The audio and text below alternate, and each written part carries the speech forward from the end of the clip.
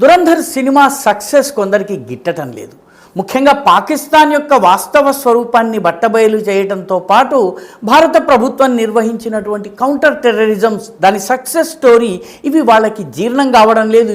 ఇది ఒక మతానికి వ్యతిరేకం, పాకిస్తాన్కి వ్యతిరేకమైతే ఇస్లాంకి వ్యతిరేకం ఎలా అవుతుంది? అయితే వాళ్ళు ఇప్పుడు దీన్ని విమర్శించేందుకు ప్రాపగాండా ఫిల్మ్ అన్నారు. అయితే ప్రాపగాండా ఫిల్మ్ ఏది కాదు అన్న ప్రశ్న వచ్చింది. ఇప్పుడు తాజాగా సిక్కు మతానికి చెందినటువంటి ప్రజల యొక్క సిక్కులకు సంబంధించిన మనోభావాలు దెబ్బతినేలాగా దురంధర్లో సీన్లు ఉన్నాయని చెప్పి కేసు పెట్టబోయారు.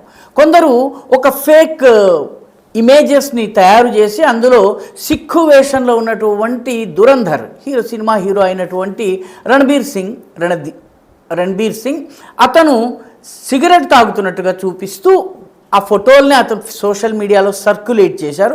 వాస్తవానికి సిక్కు మతంలో పొగ తాగడం అనేది చాలా ఘోరమైనటువంటి మత విరోధ నేరం అది. అయితే వాస్తవం ఏంటి? దీని ద్వారా పెద్ద ప్రచారం సాగించి దురంధర్ని బ్యాన్ చేయాలని చెప్పి హడావుడి మొదలైంది. వాస్తవం ఏంటంటే ఇవన్నీ ఆర్టిఫిషియల్ ఇంటెలిజెన్స్ ద్వారా తయారు చేసినటువంటి ఇమేజెస్.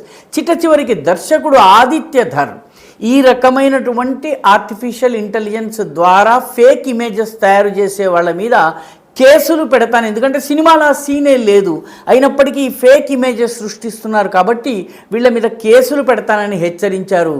దాంతో కొద్దిగా దురంధర్ వ్యతిరేకులు తగ్గారు.